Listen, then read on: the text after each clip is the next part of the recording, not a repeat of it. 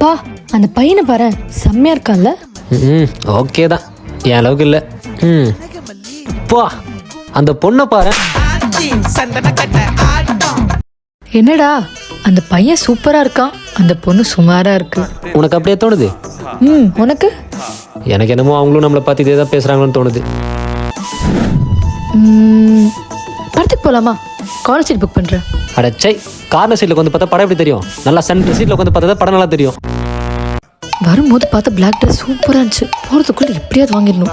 இப்போ கிராஸ் ஆன பொண்ணு ரொம்ப அழகா இருந்தான். இவன் பார்த்துருப்பானோ இல்லை பார்த்து பார்க்காத மாதிரி இருக்கானோ.